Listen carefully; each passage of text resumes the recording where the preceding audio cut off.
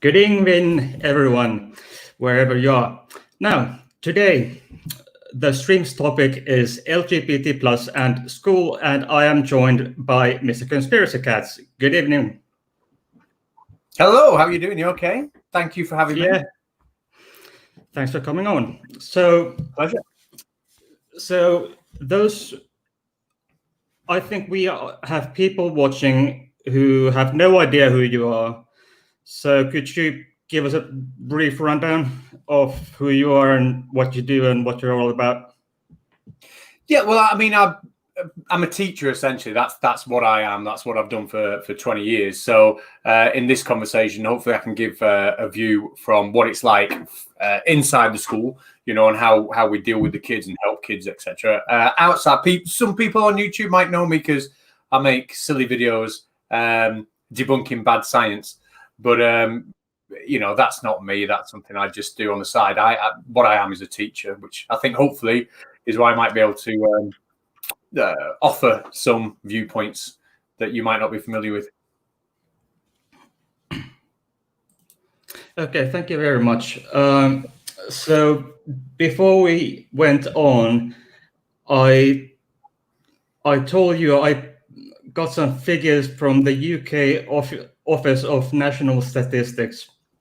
So their brief text from 2018 said that they do not have exact figures as to how many trans people are in UK, but their estimate was between 250,000 to 500,000, which is 0.29 to 0.7% in 2018, and LGBT people 2%, lesbian, gay, bi, and other 0.6% in 2017. So that would mean that there are lesbian, gay, bi, trans, and those who are something else than those sexual orientations.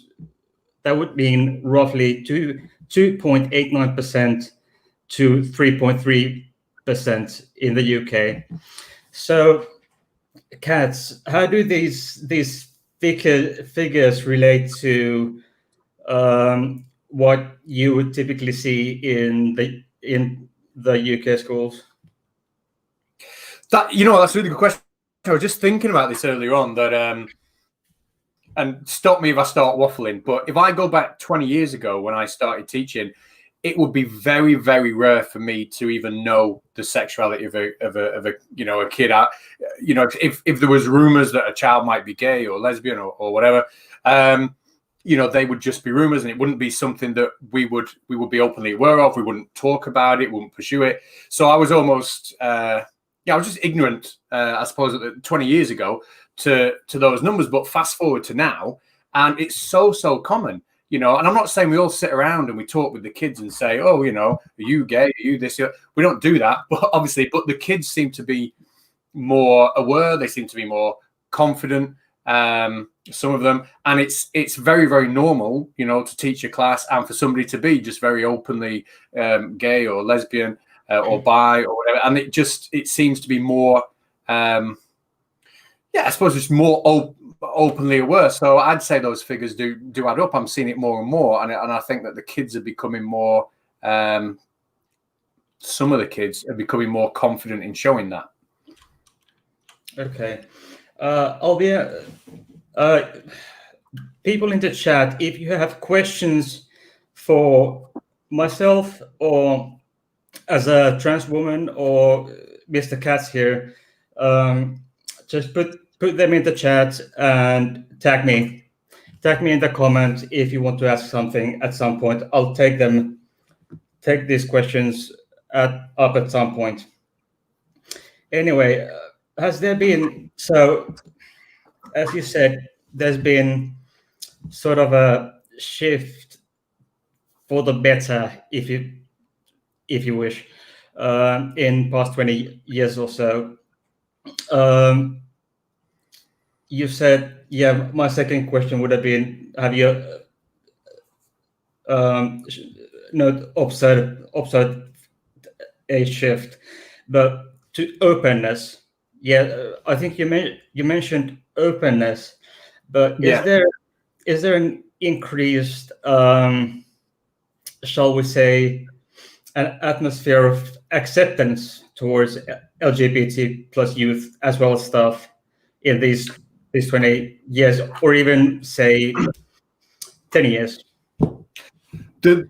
I can give you my experience, in the schools I've worked at, but then I do have a question for you on that. So if I get to the end of this and forget to ask the question, can you remind me? Because it is based on the topic.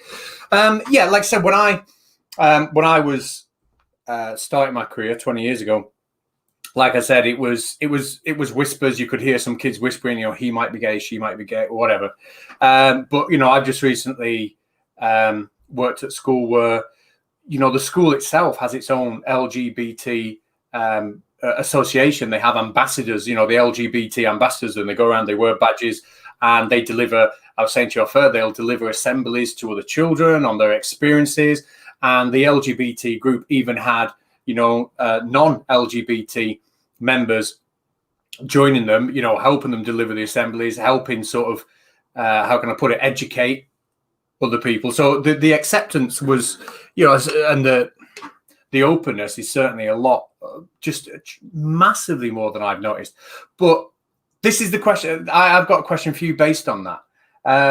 And this is not something I can answer. This is something perhaps in your experience. I don't know.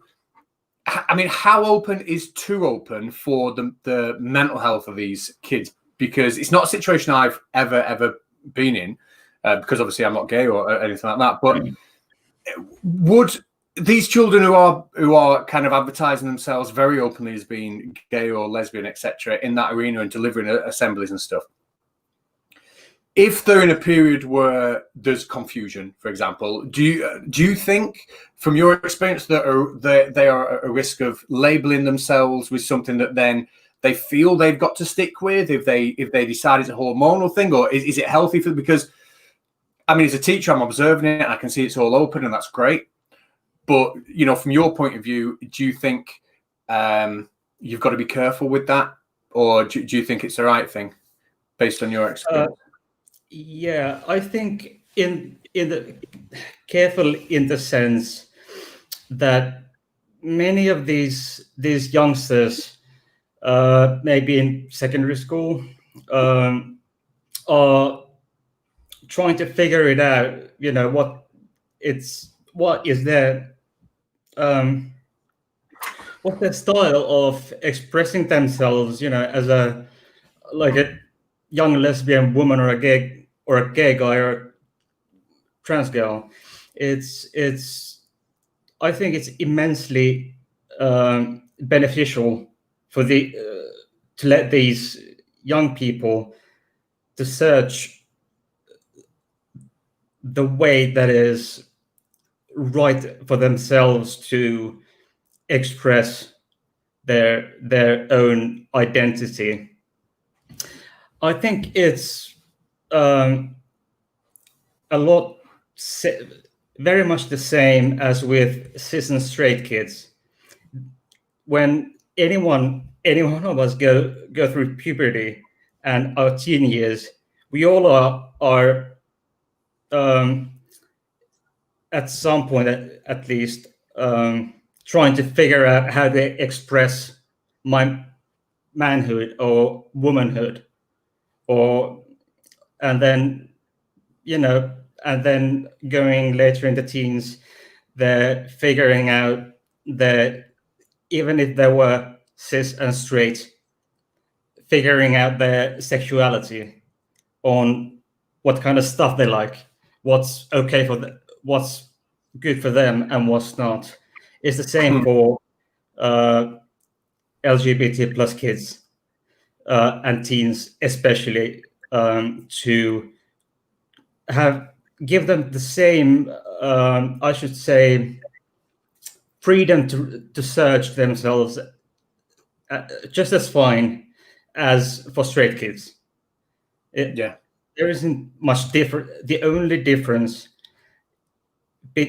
between these groups of people is that some are LGBTQ plus and some are cis and straight. All kids search themselves at some point, and all adults are just meant to provide a safe environment for these kids to explore themselves and search for their own ways.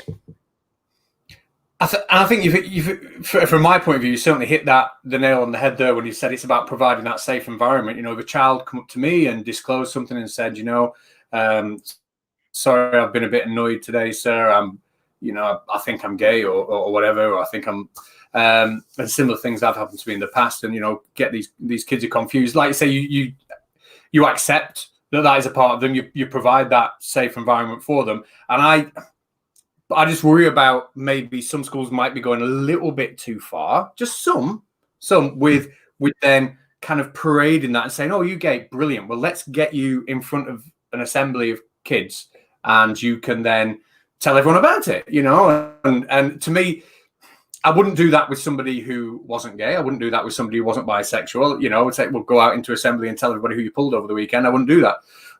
And so, and I'm just a little bit unsure on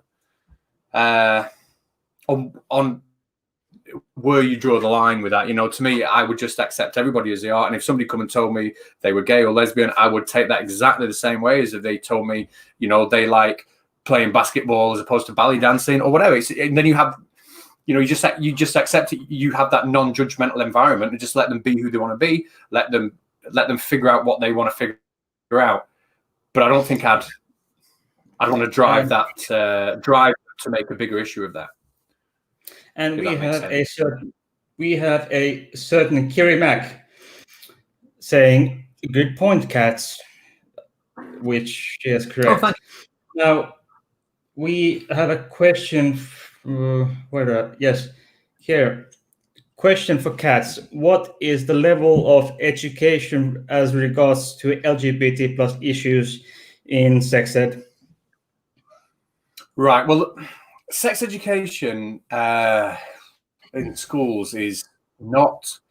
First of all, it's not consistent from one school to another, and secondly, coming from a science point of view, because I am a science teacher, when we teach reproduction, for example, in science, we definitely never teach sex education. We talk about reproduction.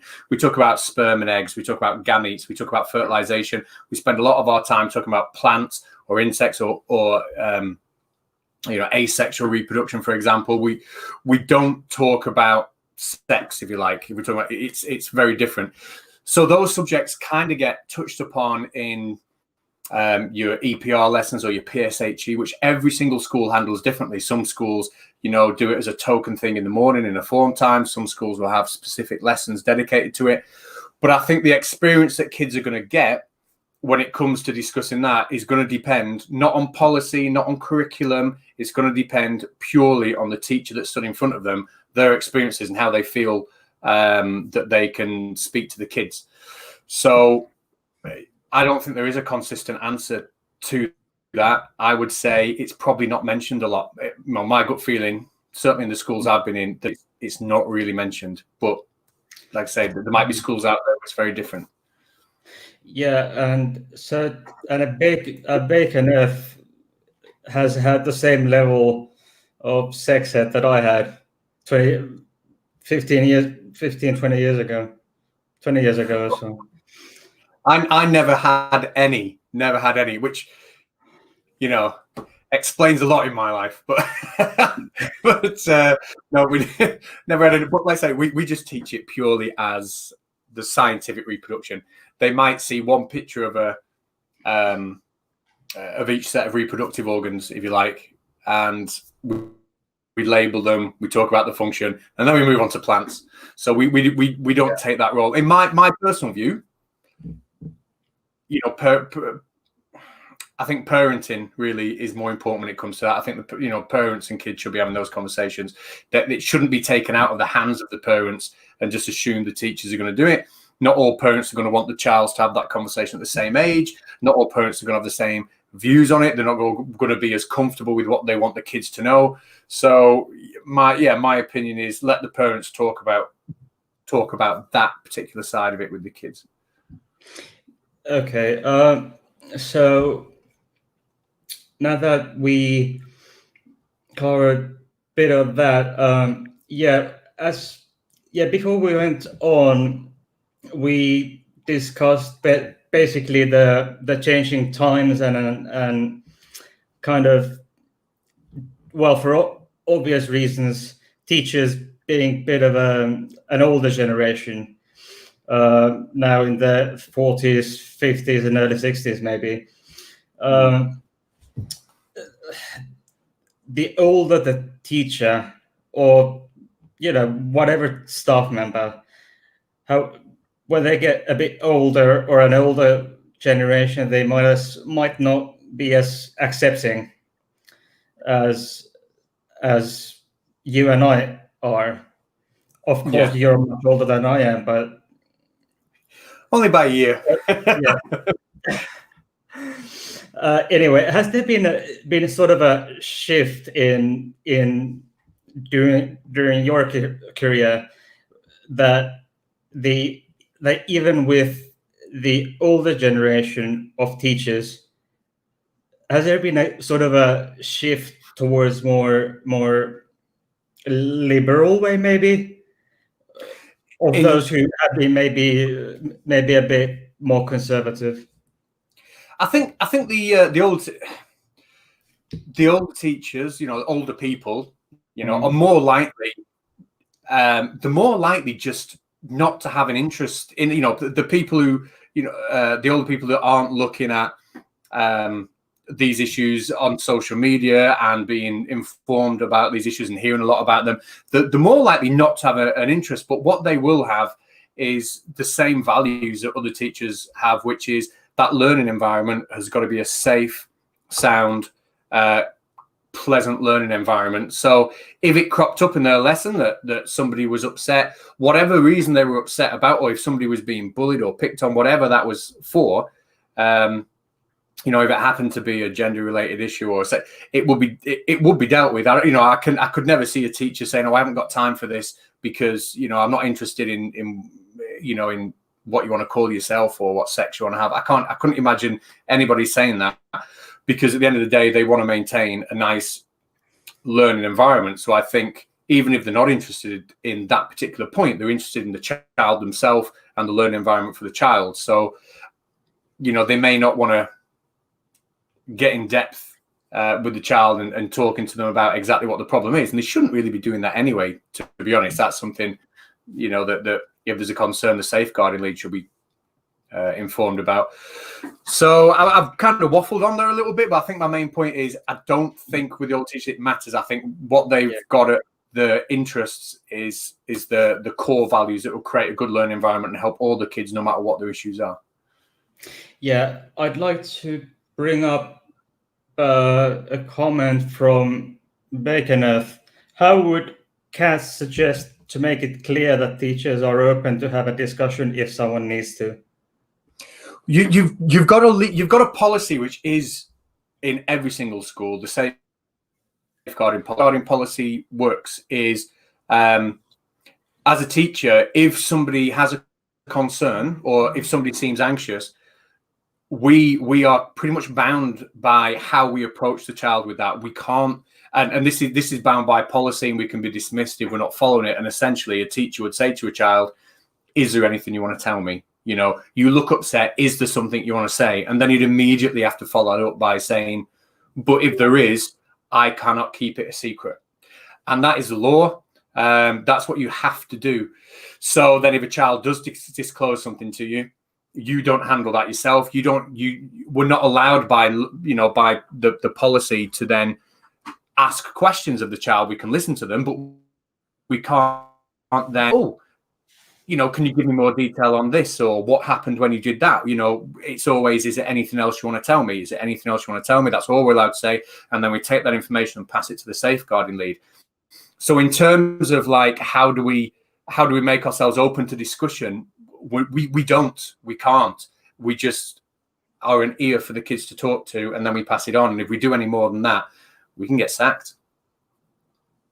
Yeah, which is kind of understandable. I believe we have similar policies in place in the Finnish school system, but back in the late 90s, when I was in primary school, as well as then in early 2000s, in the 6-year elementary school or primary school, whatever you want to call it, the only sex ed if you can call it that, was pretty much the school nurse come to our class. We were in year 5, and the boys were told that this is how sex works, meaning straight sex, and then boys were driven out of the class, and the girls were told about pretty much periods, and that's all. Yeah. And actually, back at least up until early 2000s, the female periods remained a complete mystery to many boys until maybe later in secondary school, because all the boys were driven out of the class. It wasn't something that boys were told. So it was kind of a cis norm, the binary brought into the class. If you have this kind of genitals, you can hear this, but if you have the something else, this will be kept a secret from you until God knows how long, until maybe adulthood. Who knows? I think that highlights like perhaps a little bit of a loophole or difficult situation that some kids could get in. So, for example, I know we said that it's the parents' responsibility really to talk about these things with the kids, and rather than schools pushing on them at an early age. But if a child really wants to talk about it, the teachers can't have that discussion in secret without passing it on to somebody. So the child can't really sit and have a discussion with the teachers about it unless they want it blowing up into a big thing and outside agencies being brought in and whatnot. But then if that child doesn't feel that they can have that conversation with the parents, because maybe the parents are very, ultra, how can I put it, the dad's like, Homer Simpson type character that wouldn't understand that kind of thing. What then for that kind of what then for that child, because he can't get access to support or the education they want at school? What would it be like if what is there outside of school for them to access if they need it, in your experience? Yeah, I would say that if the school cannot provide the support that this child needs or this teenager needs, be it pretty much anything, I think all the teachers and staff should automatically, of course, report it, refer it to the relevant staff member. But this relevant staff member should refer this kid or teenager to make all necessary resources available to this kid. I mean, if at this specific school you do not have enough, this school can't provide adequate, factually correct information about, say, trans stuff or gay stuff, or something along those lines, the appropriate staff member, be it the school nurse, teacher, headmaster, counselor, what have you, should sort of point in the right direction and provide the student with the support this student needs. Because if you cut it out, don't, raise your hands, I don't know, sorry, it's not an answer. It's to provide to refer this kid to the appropriate source of proper support, whatever it may be. And I think that's the benefit of the LGBT group that we had at the school I worked at, were because it created almost like a support group, for those kids, which was great. And I'm sure that they would share, resources they could use or people they could speak to outside school, etc. I know all schools don't have that, but also, like I said before, there's a flip side to it, where if somebody becomes part of that group, are they publicly labeling themselves as something that they may want to go back in the future, which again is something I can't answer because it's not a position I've ever been in. So for me, I can see a flip side, so two sides of the same sword for that. But yeah, sorry, I think that's the point I was trying to make. Yeah. We have a question from Trans Atheist. Do you think that if gender was taught a little more in the curriculum, it might make the acceptance of LGBT plus pupils easier on kids?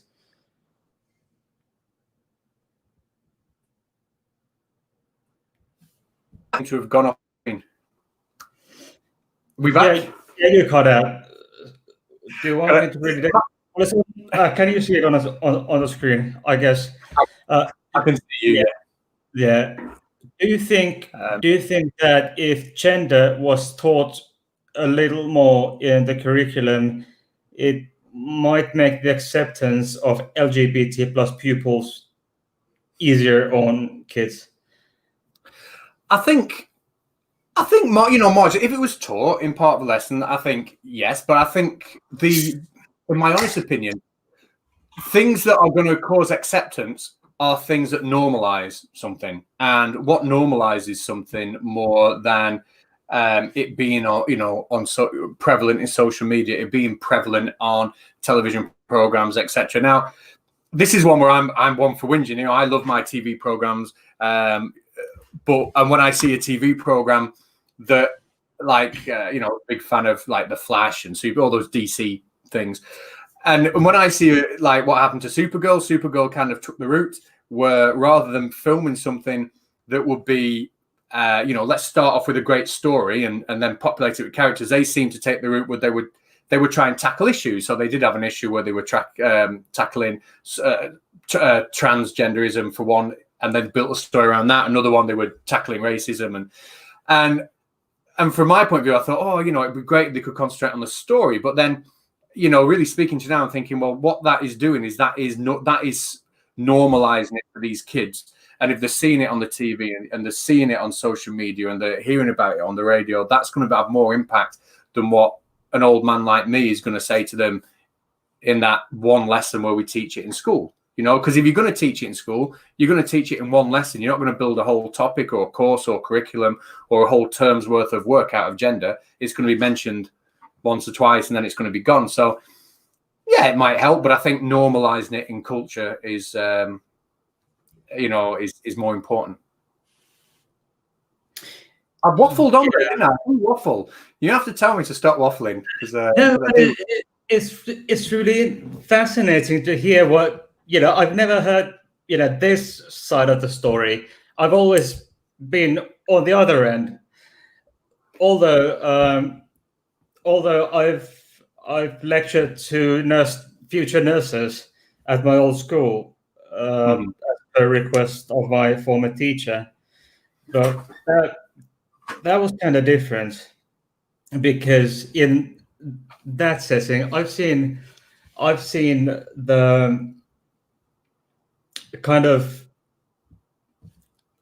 not so much the elementary school, say years 1 to 9 or 1 to 7, depending on your country. I've seen the further education thing. I mean, I've I've seen how nurses are being taught, and I've been through my own experience, and after when I've lectured to these nurse students, my former teacher has given me the sort of criterion, the marking criterion for said course they have, and I've gone with that. So I really don't have that much experience except for my own time in elementary school and high school. Can I ask you a question then? So going back, I forget who was who asked the original question about it being taught in being part of the curriculum. Okay. Yeah. Now I teach science. Right. I teach science because I've got a background in science. I've got a degree in science, got a master's in science. You know, I've done it for 20 years, and I know it. I know the curriculum inside out. Therefore, I can teach it. I don't know anything about being gay, lesbian, transgender. I don't know anything about that. So, and I know that 90% of the teachers in schools who, if it was part of the curriculum, they wouldn't know about it. Do you think it's a good idea for people, like, if it was made part of the curriculum, for people have an understanding of it to teach? Do you think could do it justice? Do you think we'd, a genuine question, because I don't know. Do you think people like us should be the people who are talking about it, or do you think we might not, might do more harm than good? I really don't know, because in Finland it's typically as I said, in year 5 we had the school nurse come in and talk about periods and stuff, and then and then in secondary school, say years 7 to 9, it's the sex ed is compulsory, and actually in somewhere between year 7 and 9 in secondary school, there's compulsory sex ed by either the school nurse and or the teacher teaching sports and health studies is the subject, and as well as high school. But when my years 7 through 10, I went to an international school in Belgium. There was zero. Our biology teacher in that school, it was supposed to be the biology teacher who was teaching the stuff. But in the Finnish section that I was in, the biology teacher was actually my grandma's best friend or something. So, and she was of the opinion that, well, in Finland it's a school nurse, but yeah, we didn't get any. It varies quite a bit. So I think it should be the school nurse, because the school nurse typically has the most up-to-date information regarding this, sex ed in general, because we have a law in place regarding the healthcare stuff, and according to the law, it's mandatory for all healthcare staff to keep up to bang with stuff that they are supposed to know. So, yeah. Go on. Yeah. Anyway, it should be. I'm not quite. There should be if you ask me, there should be a portion of this sex ed stuff should be split into basically two different, sort of disciplines. Sort of the biology teacher babbling on about the biological side of sex, as in the sex act, as well as biological sex and gender. as a social construct, which I talked about in length on Agree to Disagree some time ago. Mm-hmm. And then for the school nurse, there should be, more of the health side of safe sex, and a bit of how to kind of live as a cis, trans, queer, LGBT plus, or cis, in a healthy way, and so that it doesn't harm your health, which is primarily the job of the licensed healthcare professional, being the school nurse. So if you're saying, that someone like the school nurse, for example, should be the person teaching it, then would you say that it wouldn't be necessary for every single pupil in the school to have it as part of their own curriculum, just those kids who come forward with a concern? Or not a concern, but come forward because they want to discuss it, because, they're disclosing something, or... No, I mean, it should be, for example, when it comes to the school nurse, as well as the biology teacher, when you discuss the LGBT plus things, I believe if you take out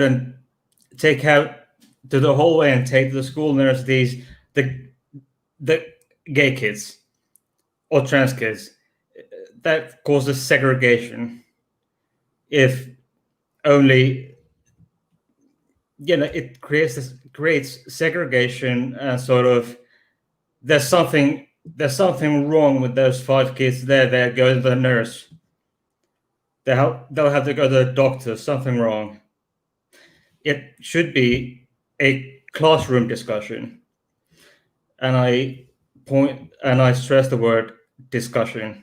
The teacher, or for example, first the teacher goes in, does their thing, and then switch nurse goes in, tells their story or their side of the facts, not their own personal incredulity and stuff based on actual scientific fact, not being, I think this is that. And I think we have Arthur Weber saying outsourcing sex ed to religious organization is outrageous and opens the door for presenting sexuality as only from heterosexual perspective. This is what I actually this is one of the things I was trying to point out. Mm-hmm. It points out the fact that, well, segregation is the word I'm kind of looking for here, and it's that kind of throws out the bin the idea that we should try to empower these kids and teens to be. I have my specialty training is in disability work, and in that field of work, we often use the term inclusion, yeah, and that should apply to non-disabled kids as well as adults. They should be allowed to be heard, to be seen for who they are, not kind of brought to the school nurse and asked, "What's wrong with you?" when I go to the doctors. That's kind of my. I went babbling on for a bit, but anyway. Well, I wouldn't mind hitting on what you said before about, having the teacher facilitating the discussion, not giving their opinion, but facilitating the discussion.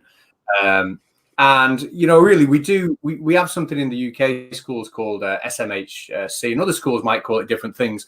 But the idea is that while you are teaching your part of the curriculum, you should find opportunities to weave in social, moral, and cultural and health-related issues, hence SMCH or HC, whatever. And I suppose from a science point of view, if you are teaching reproduction, then that is an ideal opportunity to at least lead a discussion around, for example, what we're talking about tonight. And, maybe geography, or when they're teaching that and they're looking at population demographics, etc., that there's a chance for them to lead into that discussion. The problem is, I think that where the system is broken with that is that there's so much pressure on the schools at the minute for results, and there's so much pressure on the teachers where if they aren't getting the results that match the targets they've been set, they're not picking up their performance related pay. The motivation for all the teachers to handle things like that properly has gone, because if you feel tremendous pressure that if you aren't getting the results based on the targets you've been given, then you're not going to get your pay. So therefore, you're not going to spend your time in the classroom talking about these social issues and moral and cultural issues. You're not going to do it because that's detracting from your curriculum and the results you can get from the kids. And equally, when you've got underperforming kids, you're spending your dinner times and your after schools chasing those kids for intervention. So therefore, for those reasons, so therefore you're not going to kind of, I suppose, make yourself available or have the time to even engage with kids to talk about anything other than your subject. So I guess as we're having this conversation, it is dawning on me that the system is broken in that way. And it's a shame. And I think, if I went back, I've literally just left and I've opened up my own intervention business now where I go into schools and I offer intervention. But if I was still full-time teaching, I don't think I would, if I had a toss-up between getting the kids through their exam or spending a lesson talking to them about social and moral issues, I would get them through their exam, because that'll get people off my back. It'll secure my performance-related pay. So yeah, I think the system doesn't really allow for these types of conversations and discussions to happen, although it should. Yeah, it definitely should. And although I know that there are nowadays, at least in the Finnish school system, there are these. It doesn't really translate well into English, but basically the concept is that, say, a gay guy goes to talk to like grade 9 kids about what it's like to be gay. Well, not in graphic details, obviously, but what it's like to be gay in modern society. What does it feel like coming out, and etc. etc. There are these people going around. A lot of them are LGBT plus people. My ex-partner has two teenage kids, 2 boys, and when the younger was in primary school, I think year 5 or 6, they had some. It was a gay guy or a lesbian woman come to their class and talk about it, and they had the older one in grade 9.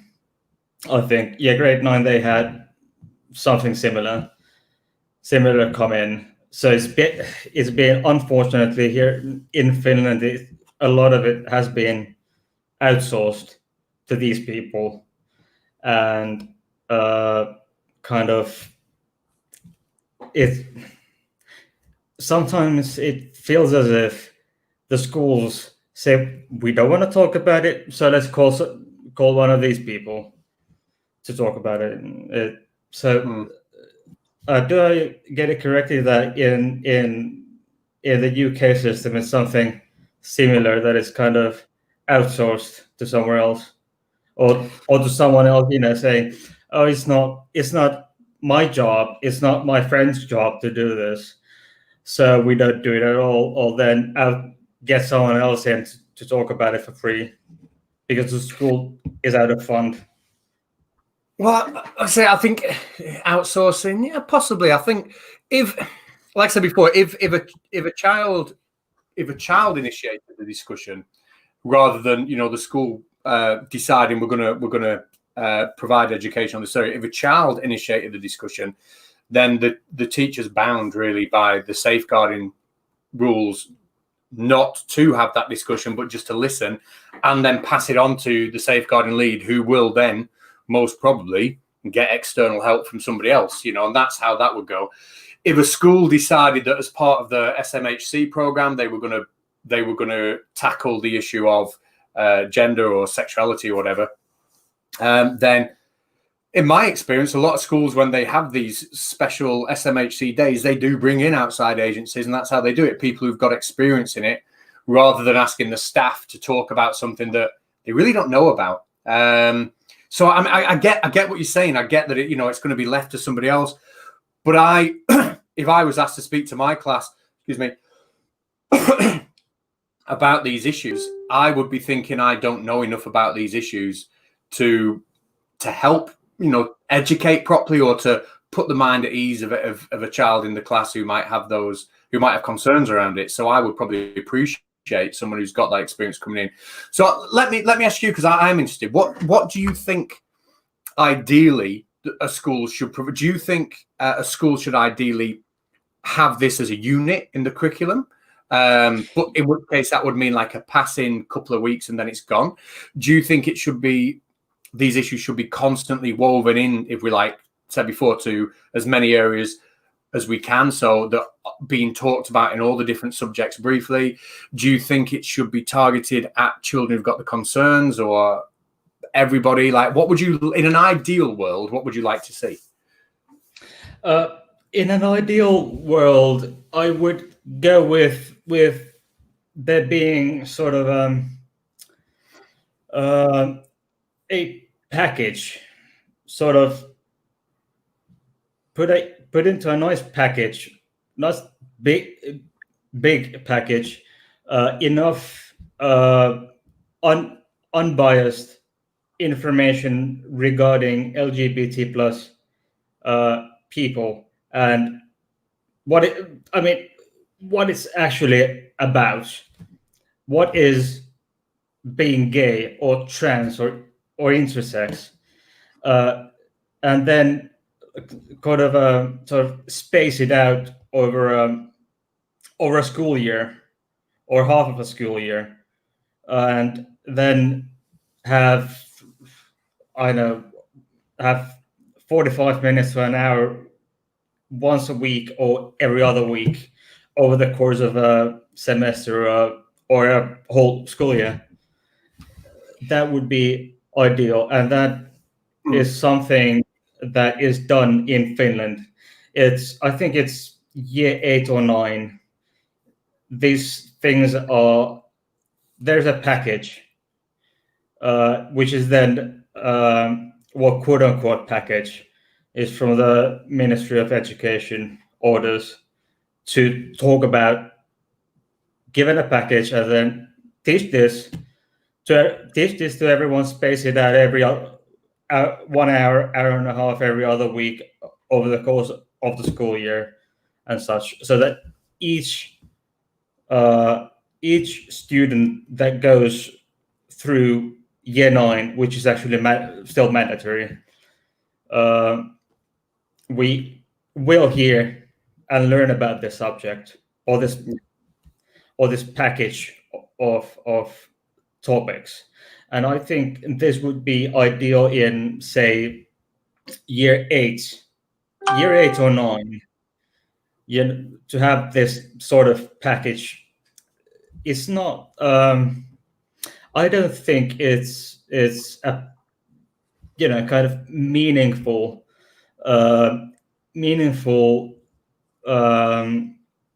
education to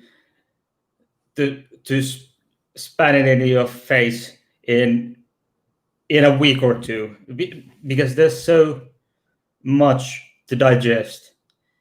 Because as I went through the figures from UK Office of National Statistics, roughly 2.89 to 3.34% of UK population in 2017-2018 are LGBT, plus the intersex people, agender. It's a long list. So you can't really teach this and make a package and make it into a 2 or 4 week piece. You can't. And if you did, it would be done and dusted.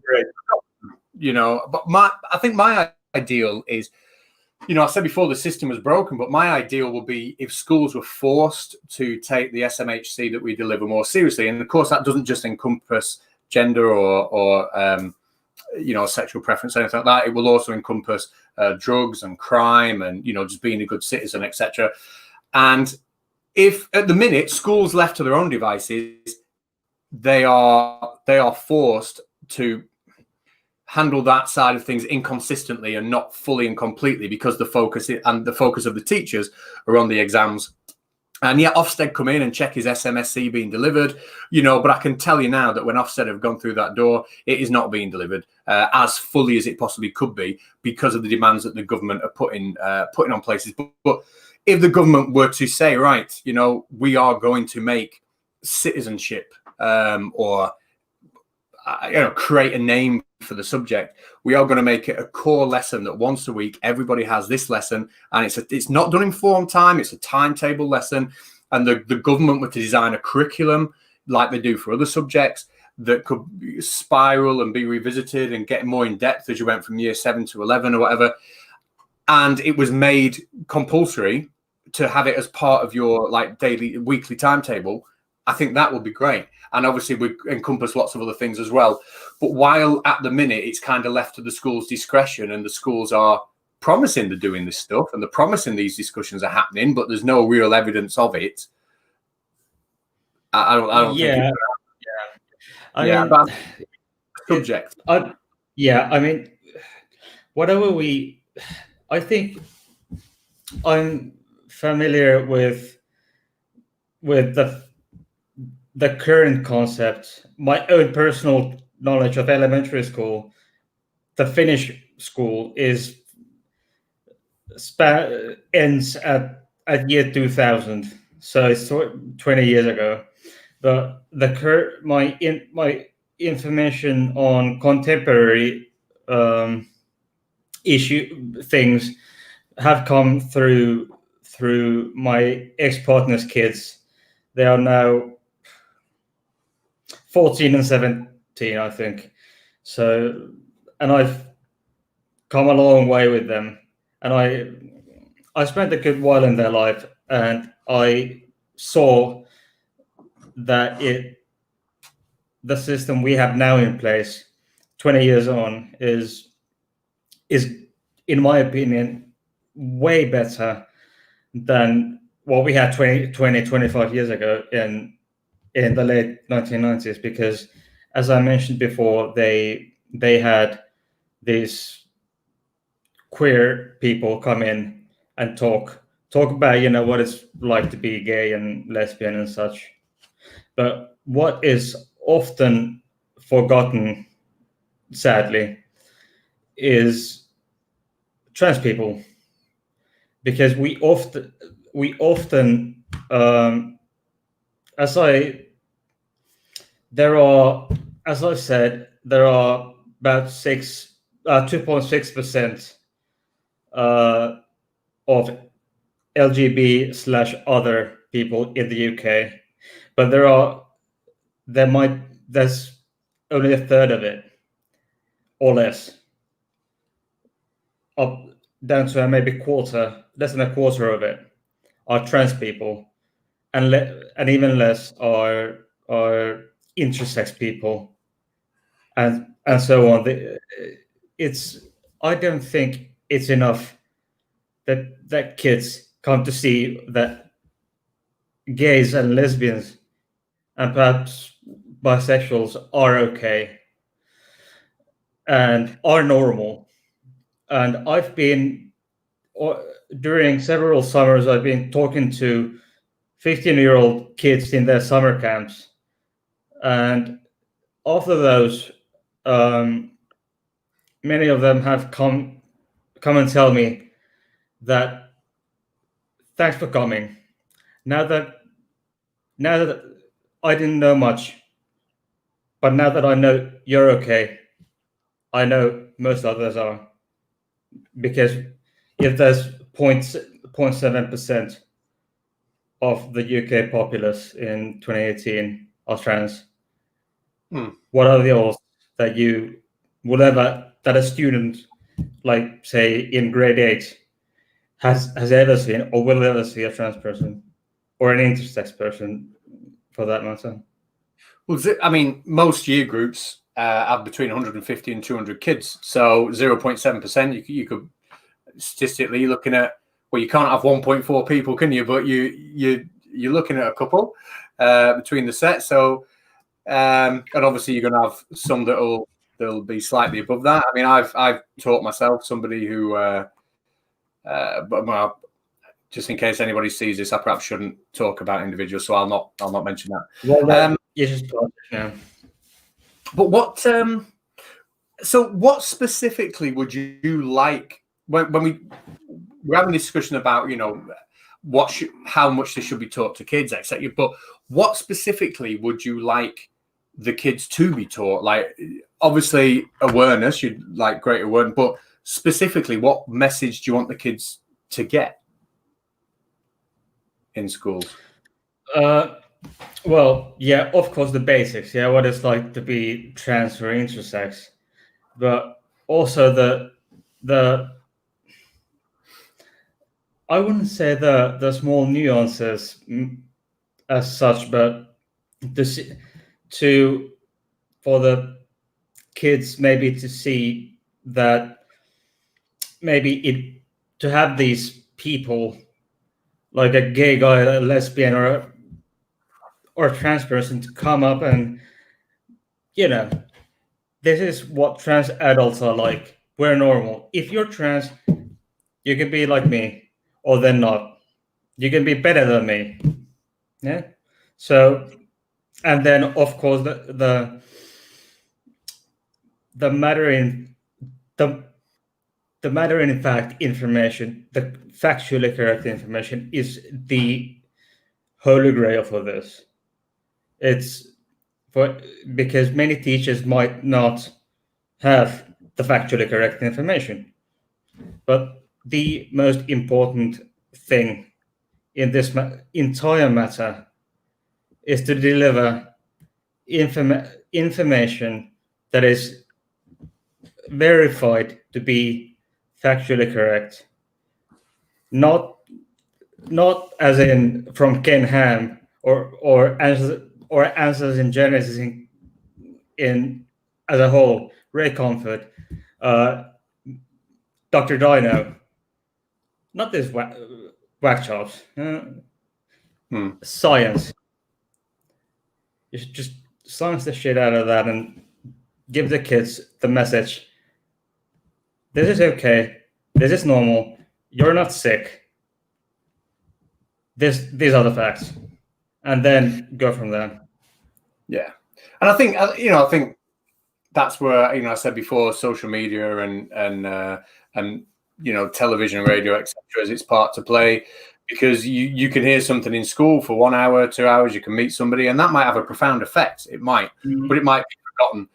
But having an exposure to it on a more regular basis, is great. But then, like I say, maybe I'm just a geek, but when I've got a TV show that I really like watching, when they make a story about, issues, social issues, as opposed to, Supergirl just beating the shit out of a monster, I'm a bit disappointed because I want to see, I'm like, come on. Or Doctor Who, a lot of Doctor Who episodes in the last series tended to focus on, we're going to focus on racism this week. We're going to focus on, an age when it wasn't right to be gay this week. We're going to focus on this, which, and I know that's all important, but I want to see Doctor Who in a TARDIS shooting monsters. So it's a double-edged sword. I know how important it is, but then I'm just getting old and grumpy. So maybe I am going to be one of those old and grumpy teachers we talked about earlier on.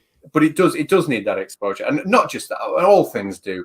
We could equally be having this conversation about immigration or race or children from families destroyed by drugs, or all of those things need encapsulating, which is why I think having that deliberate timetabled citizenship lesson, or whatever you want to call it, that runs every week on everybody's timetable throughout the whole of school, where all these issues, it can be normal to discuss them, it can just be a part of the life.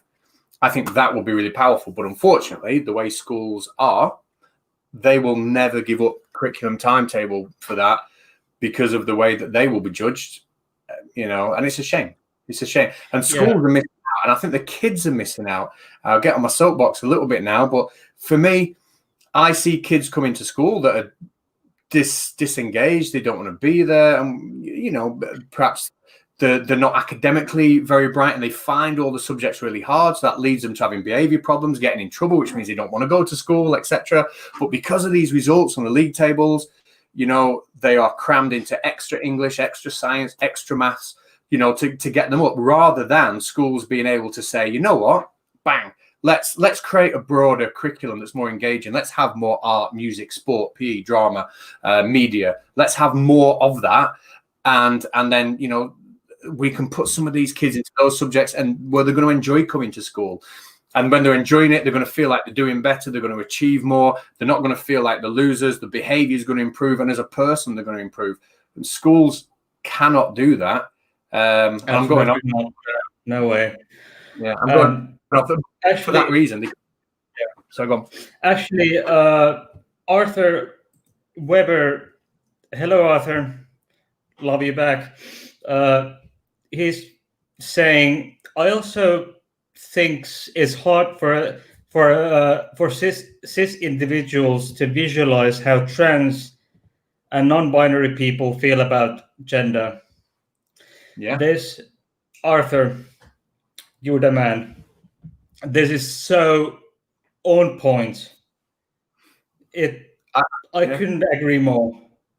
I couldn't, and like I said before, if I had to talk about this and teach this, I wouldn't have a clue, for that reason. So maybe that's why schools, when they are doing the bespoke days on SMSC, whatever, bring in external agencies, because it's right. I haven't got a clue how somebody in that situation feels, just like I haven't got a clue how somebody who's an immigrant feels, or someone who comes from a home of drug dealers feel.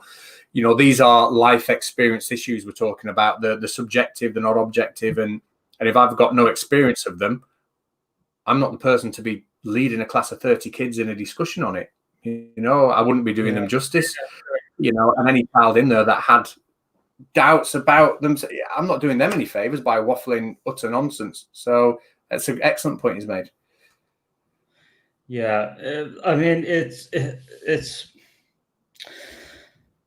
there are, I know a number of people who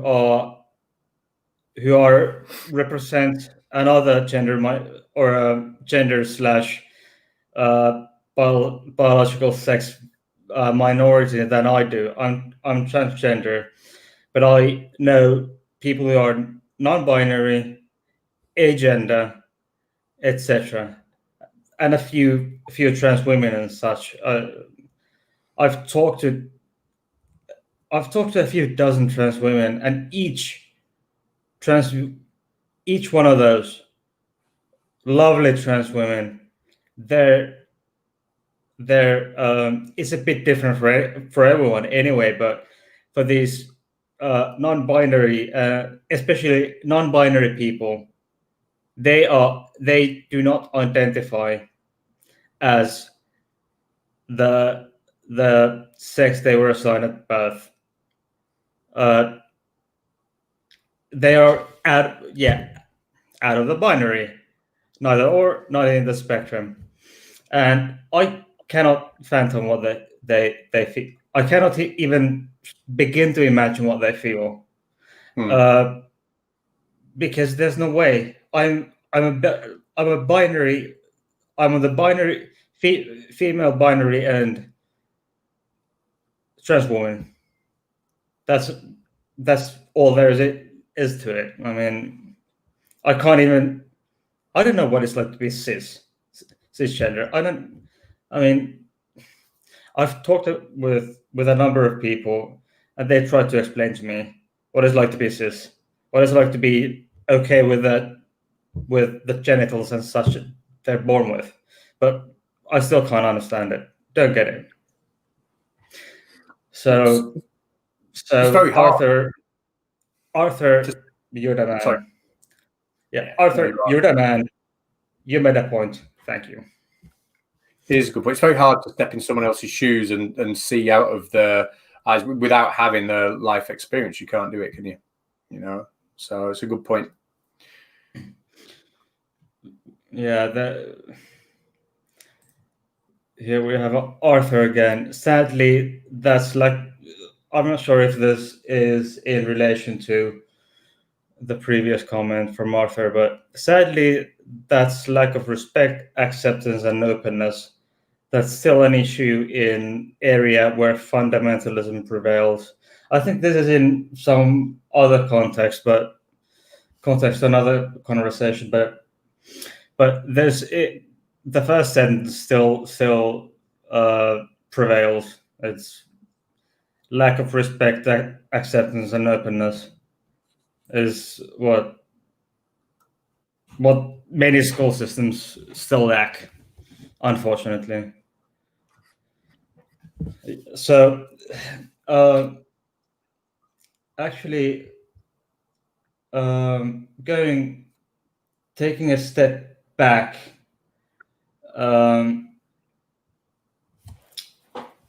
actually, I'll take a comment from Kerry Mack.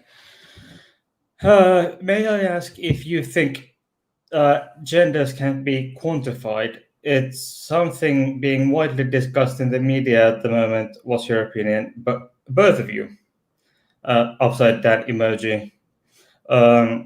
Yeah, I think my firm opinion is that it's in humans' brain chemistry in some way, and I believe it can somehow be quantified by further studies of the human brain, because I believe it in many ways just comes down. It boils down how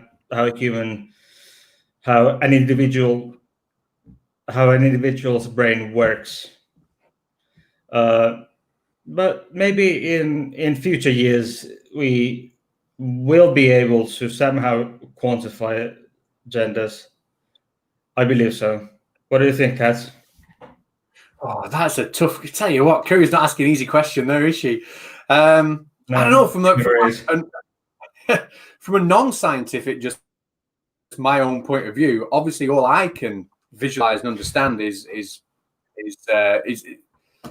what's most common, because that's all I've ever grown up with. So, in terms of like what the spectrum of genders, I can't visualize it. How it could be quantified. I don't understand it. I have no idea. Is there a scientific? I don't know if scientific work being done on that. Yes, there is scientific work done constantly. Yes, so it's being studied all the time. My answer is I don't know. Then my answer is you've just asked me a very difficult question and I can't answer it. I don't know, but you got me. Yeah, tough one. Yeah. So, anyway, she is So the same Scots lady is saying, "Gotcha, still learning." Sorry, but hey, come on, Kerry. It's not a difficult question. Kerry, you ask difficult questions, but never too difficult. Maybe you'll learn from this. Yeah. Anyway, yeah. Can't answer it myself, says Kiri. Thanks anyway. Oh, if you don't, you will never. If you don't ask, you will never know. If you, it's all. If you don't know, always ask, even though the questions are tough. I recall me and my ex telling the kids way back when we got together. We told them, ask questions. Okay.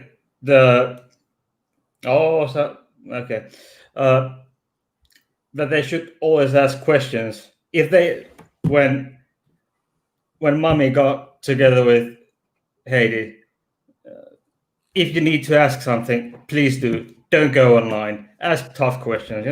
That's what I think. That's what teachers, regardless of the subject, should always tell the kids. Ask questions. Don't Google it, because the Google gives you all kinds of bullshit.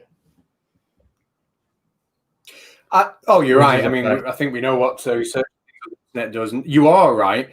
And obviously, if you've got that home environment where you've got parents who are willing to have that conversation, then that is ideal, absolutely ideal.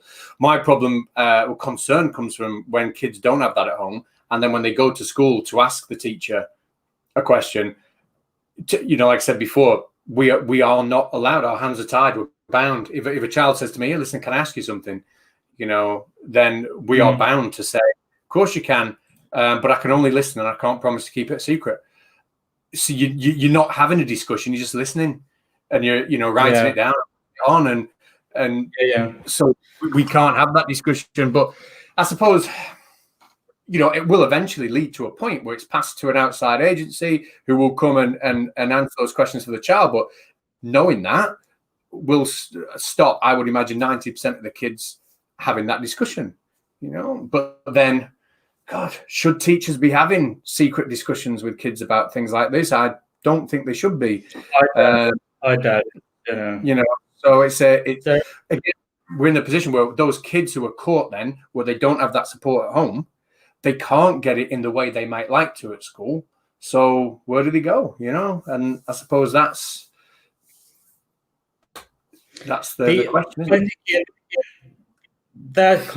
And Kerry is saying that it sounds like a challenge, but hey, Kerry, come up with questions. I'll tell you what. I'll give you a challenge. Come up with one question I cannot answer, and send it to me on Twitter.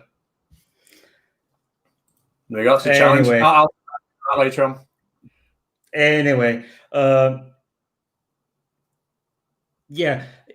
if there's a situation, kind of where a kid comes to you and says, whatever it may be, I think, and in this context, I'll keep it in this context because we could go on a sidetrack here on a number of issues. If a kid comes to you and confides in you in saying, I'm gay, I don't know what to do, can you help me? And then you write it up. Yeah, sure, you can tell me, but you can talk to me, but I can't promise I can keep it a secret. But then you fill up a form and send it and outsource it to some other staff member in your school. And then it gets buried in the paperwork of this employee in question, whether it be a secretary or whatever. It wouldn't get buried in paperwork if it's something like that. If it's passed on as a safeguarding concern. I mean, essentially, this is how serious it is. If safeguarding isn't taken properly, a school can be shut down. Officer can come in and shut a school down like that. So it wouldn't. What would happen is often now there are computer-generated programs like CPOMs would be one of them, and you would log it on there, and that CPOMs would fire off emails and notifications to the school safeguarding lead, and I'm not sure who else would get it, but people would be notified. And then if that message is not picked up, and the response is logged on there, then that's a time where, like we said, the school can be shut down. If Ofsted come in and ask to look at your safeguarding records, your CPOMs, and then see that there's things that haven't been followed through, haven't been actioned, that school has failed. That is, it doesn't matter what your exam results are. That's requires improvement. Sorry, serious weaknesses, or you're not opening again until we sort this out. Because at the end of the day, if a child has got a serious issue and then hangs themselves because of it, and it's not been dealt with, or because it's not been dealt with, that's not acceptable in any way, shape, or form, is it? So it definitely wouldn't be lost, and it would be chased up, definitely. Yeah, kind of. It's sometimes well, not always, but as far as I'm concerned, in the schools that I've been to, there is a great risk of these issues being, if a teacher writes this up. I'm not sure if we have exactly this kind of system. I should consult a friend who's a teacher, and a deputy headmaster was at some point, at least. I'll have to consult him for further confirmation. But there's a great issue, as there at least there used to be, that if a student or a pupil went up to a teacher, say, "I've got this. I'm gay," or "I'm gay. I'm being bullied because I'm gay. I was beaten up last week at school grounds." There was at least a great risk of this report going, buried in some archives, and then found 20 years later when this kid's off himself. So you see that's where again the system is broken a little bit. If somebody comes with what is, what you'd say is a safeguarding concern, then because of the track that it leaves, if you like, it will be resolved. But I have heard that, where kids have said, "Oh, I'm being bullied by so-and-so," and how can I put it? They've later complained, or parents have complained, that's not been taken as seriously as possible, because it's not that, it's not that type of complaint and it should be. It certainly should be. But that's more a thing that be passed to the head of year or the learning manager or whatever system the school has got, and they'll sort out those relationships between those kids. And obviously, that. Sometimes a teacher may hear, "I'm being bullied," and we think it's not we, but whoever's in charge may think, "Oh, it's just a falling out. I've spoken to the kids, I've sorted it," and then after school they're waiting for them to give them a good hiding, and then the kid is like, "Oh, I've told school I was being bullied and nothing's happened." So to me, bullying is far more seriously, far more seriously than it sometimes is. It should follow that same system, but then kids do fall out. They do fall out with each other. Indeed, yeah, they do, and yeah, unfortunately they do, and yeah, we have. Hang on, okay. Anyway, we have a question from Kiri. Here we are. At what point does it cross the line from being acceptable to discuss with a teacher and not? Sometimes it may seem obvious, but social norms are forever changing. Very tricky. What do you say, Catz? Disclosure. The point where it crosses a line, a child could come and discuss things. If a child come to me, at dinner and said, "Oh, sir, I was watching a documentary the other day, and it said that there was more than two genders. What's your take on that? We could have a discussion." Yeah, that's absolutely fine. But as soon as a child discloses something and says, "You know what? Actually, I think I might be," that's where the line stops and the safeguarding procedure starts. So discussion is one thing, but if it becomes personal and disclosing facts about you or disclosing facts about your family, that's where I have to stop the discussion by law, really, and say, actually, you know, I will listen to what you've got to say, but I can't, you know, and I wouldn't be able to ask some questions. But that's where the line's drawn, at least in a policy point of view. Yeah, that kind of makes sense. I mean, it's, as I said, it's been 20 years since I've been in the Finnish primary school system. I went to what's called, I think it's called high school in English. Yeah. Years 11 through 12. But it's been 13 years, maybe 13, 14 years since that. So I have no bang on up to date personal experience on that as to how it would actually go these days. Of course, it's different at the age of, say, 17, 18, 19. In Finland, we start school at 7, and the last year will graduate from high school or the secondary professional training at the age of 19. So that's kind of difficult to put into concept for foreigners. But anyway,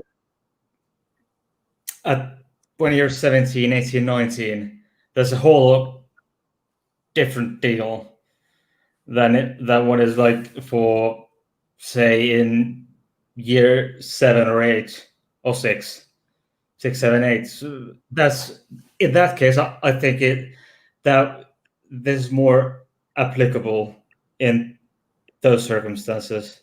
I think. What do you think, Catz?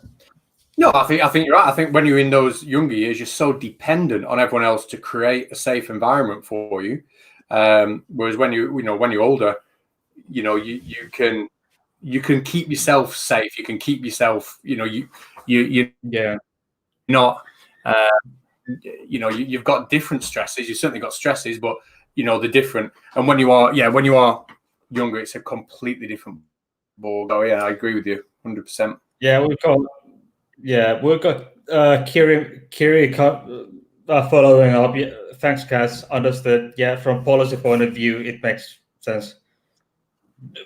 And I do agree with Kiri.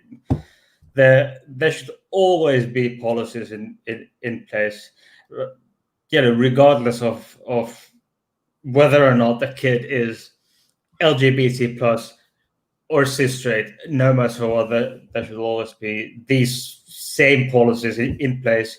And I think it should be.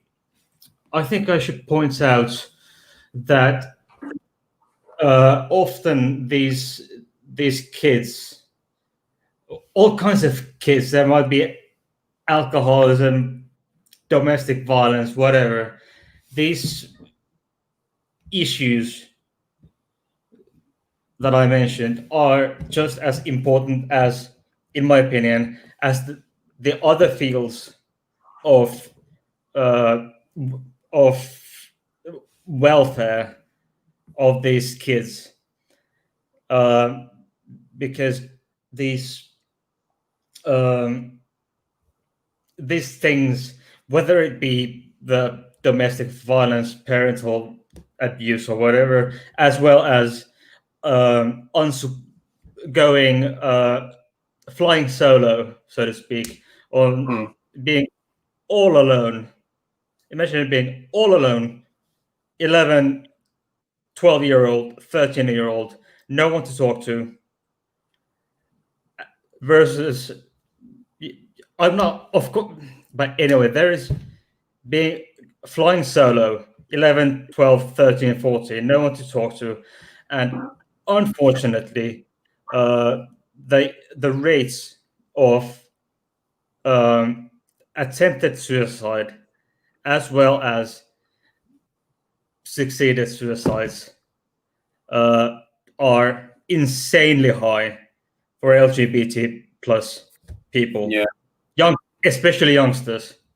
If they fly solo, that's why I think these safeguard policies should be in place and implemented, not being disregarded. As in, if a kid comes to you, Catz, saying, "I'm gay, I'm being bullied, my dad beats the crap out of me because I'm gay," what do? You do the same procedure and go with and add the mention that the background is that the sole reason is that mommy or daddy or uncle or auntie beats the crap out of me because I'm gay or trans. It's just as serious. There is other kids, cis and straight kids. There are these same issues, but for LGBT plus kids, there is another dimension to this. There's more to this than that's what seems on the surface. And I think that's where schools come in. I don't mean it's the sole responsibility of the teachers. No, I think my firm opinion is that if a teacher or stuff like this is brought to a teacher's attention by someone, whether it be the kid or this kid's friend, it's just as important. Or kid being bullied and beaten the crap out of in the schoolyard is a teacher fills out the form you mentioned or does the paperwork and and follows up that stuff is done to this. Definitely. And it's not only teachers, it's the entire school staff, from janitors to headmaster. You see, the entire school staff responsibility to keep the school safe for everyone. Oh, it absolutely is, and everyone's got an equal footing, and everyone to even get a job, at school, you've got to be so aware and sign all the safeguarding policies and ensure you understand that everyone will behave in exactly the same way. So, like, say, even a dinner lady, cleaner, janitor, whatever, if they had a conversation with a child on the corridor who mentioned something, it would be exactly the same response from them. Yeah, exactly the safeguarding procedure. And I think a school really, or a good school, should see itself as part of the community. It shouldn't see itself as, an exam factor. And that happens sometimes. You get young, ambitious senior management who come in who are like, I can make all these changes, improve the results, and then I can bob on, and they make changes like we were talking about before that aren't really for the benefit of the kids. But a good school is a community school. It's part of the community, and not only are all the members of the school staff on board with that, but there's a lot of outreach work to the parents. There's a lot of things going on at school to get the parents into the school and create that community feel where parents feel as if they're part of the school, not just the kids, and you're creating like a wider environment or a wider environment to make it safer for the kids, a wider network of support. Yeah, sure. We have probably about another 15 minutes or 10 to 15 minutes. So if there are any more questions you wish to ask me or Catz, tag me in the chat, please. And we have a question here from Trans Atheist. Catz, you mentioned earlier that parents should be the ones to take lead in gender education. Do you think that the school system could help in educating parents on the topic? Yeah, I've seen I've seen before, and I've worked in a school, an inner city school before, where, like I've just mentioned about the school being a community, where after hours the school themselves host sessions for parents. So, you know, it could be numeracy, it could be, you know, it could be numeracy, it could be English, it could be putting courses on, but things that parents that might, you know, they might lack skills or education in a certain area could come in to help themselves. And I suppose if there's a school that is aware that there's a, you know, a good number of their pupils who either are affected by these issues or directly involved in these issues, etc., I don't see any reason why they can't help by also providing forums and seminars on that. The issue would be, and I think he mentioned that, you know, the training the staff would need first. Yeah. You know, it would be no good to me, you go and deliver this. I wouldn't know what I was talking about. I mean, sure. I think no matter what your you know, what degree you have as a teacher, whether it's, you know, science like you, or if it's English or French language and lit, or PE or whatever you might have there at the school, I think what is important is still that the continuous supplementary education for teachers, like for, as per the law of, you know, the similar what the Finnish law regarding the healthcare personnel requires to continuously advance our knowledge and education. I think it should include teachers as well. Well, in some ways, I think it includes teachers here, but they should be directed towards more broader scale of these courses. What do you think? No, I think you're absolutely right, and I think broadening, you know, the teachers' understanding, broadening the curriculum for the kids is what a school should be doing. A school should be offering more than, or a broader experience than they are at the minute. But like we said before, the kind of like hands are tied in that because of the way they're judged. And if they try and do something that's better for the kids by offering something broader, they're going to perform less well on the criteria they're judged by, which means, you know, bad news for the school, bad news for all the staff involved. So it's almost like schools are set up to now reduce the enjoyment of the time of the kids at that school, reduce the engagement of the kids through, you know, it's very, very difficult for them to handle both, I think. Certainly the way they judge. Well, you know, throwing all this at you all at once is harsh. I mean, there's a lot to learn, but it should be, you know, part of what teachers learn all along, that you should so that you shouldn't have to throw it at you all at once. Like if I threw a huge package at you with information about this, and say, learn this in 2 weeks, you'd choke on the information. But if teachers were given in the court every now and then these update, they would have basic package in their base training, and every now and then, say every 5 years or so, 3, 4, 5 years, you'd be given a quick briefing of, you know, what's going on. What do you think? How plausible does this sound in your eyes to actually execute? Well, this kind of thing? We touched on the SMHC before, which is what this would fall under. And the current situation is that staff and schools are supposed to be educated on issues that are cultural and social and that would include what we're talking about now.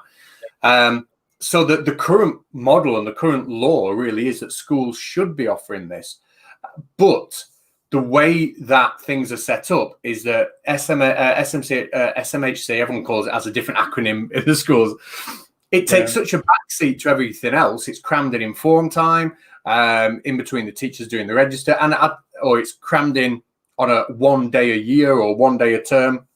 And it's the implementation of it that's the problem. Because I'll tell you now, and I'll hold my hand up and be honest, whenever I actually introduce it and deal with these things in form time, I also knew that I had 4 or 5 kids I had to speak to because of the behavior the day before that I needed to sort out before they went back into the lessons that they had trouble with. I knew that I had parents to phone. It